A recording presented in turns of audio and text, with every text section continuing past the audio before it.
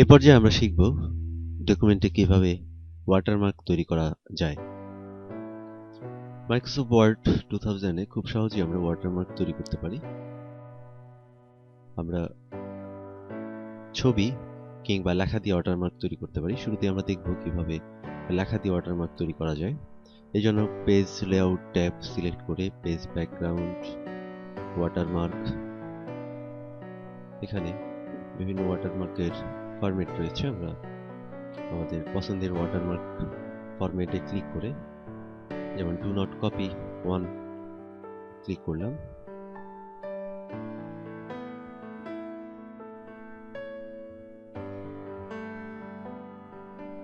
একটু ওয়াটারমার্ক এসেছে, আমরা দেখতে পাচ্ছি ডু নট কপি 1 লেখা রয়েছে। এবার আমরা এই লেখাটিকে এডিট করে আমাদের প্রতিষ্ঠানের নাম কিংবা নিজেদের নাম ব্যবহার করতে পারি। যেমন কাস্টম ওয়াটারমার্কে ক্লিক করে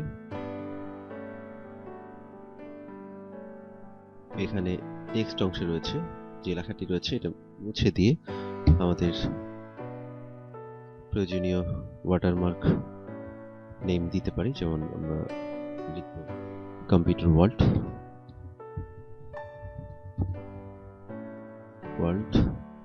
এবার ফন্ট অংশে কি আমরা ফন্ট পরিবর্তন করে আমাদের পছন্দের ফন্ট নির্বাচন করতে পারি। যেমন আমরা টাইমস নিউ রোমান ইউজ করব।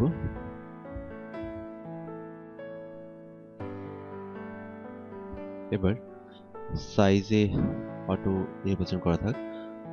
কালার আমরা নির্বাচন করে দিব রেড। এবার ওকে, আমরা দেখতে পাচ্ছি ডকুমেন্টে কম্পিউটার ওয়ার্ল্ড নামে একটি ওয়াটারমার্ক তৈরি হয়েছে। এভাবে আমরা ডকুমেন্টে ওয়াটারমার্ক তৈরি করার পর আবার সেটিকে এডিট করতে পারি।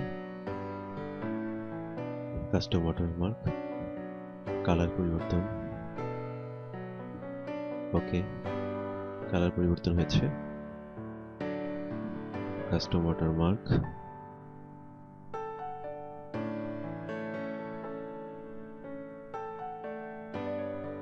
ফন্ট পরিবর্তন করব।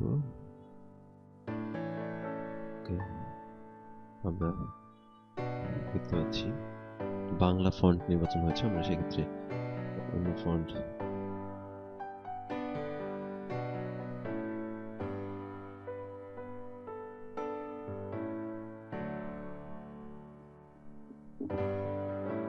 হরিজন্টাল, ডায়াগোনাল, এভাবে আমরা ডকুমেন্টের খুব সহজেই ওয়াটারমার্ক সংযোজন করতে পারি। ওয়াটারমার্ক মুছে দেওয়ার জন্য আমরা ওয়াটারমার্ক ক্লিক করে রিমুভ ওয়াটারমার্ক ক্লিক করলে ওয়াটারমার্কটি মুছে যাবে। আবার পুনরায় নিয়ে আসতে আমরা এখান থেকে কোনো ফরম্যাট ব্যবহার করতে পারি, অথবা কাস্টম ওয়াটারমার্কে গিয়ে টেক্সট ওয়াটারমার্ক, টেক্সট অংশে কম্পিউটার ওয়ার্ল্ড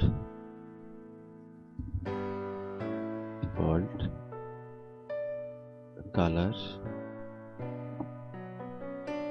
অ্যাপ্লাই ক্লোজ। এবার আমরা দেখব কিভাবে একটি চিত্র দিয়ে ওয়াটারমার্ক তৈরি করা যায়।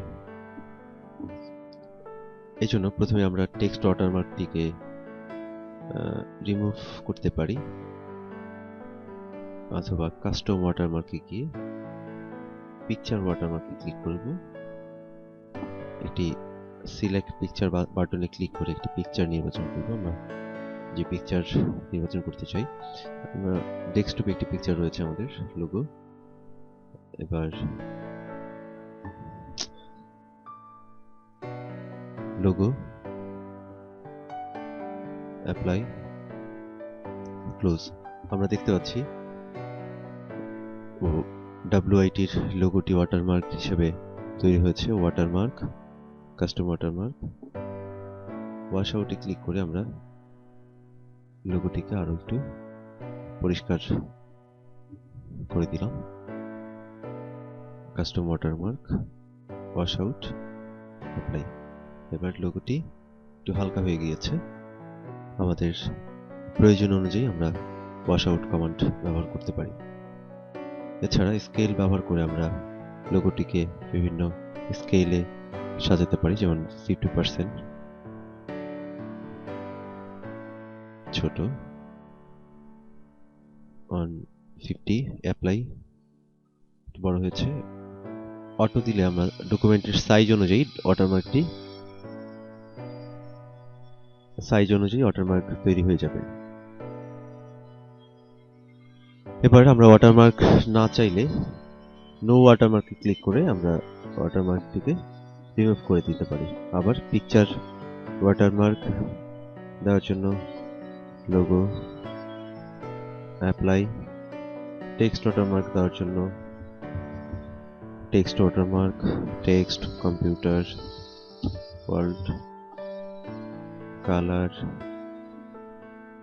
Apply, close. আমরা খুব সহজেই এভাবে ওয়াটারমার্ক তৈরি করতে পারি। এবার আমরা দেখব পেজের কালার কিভাবে পরিবর্তন করা যায়।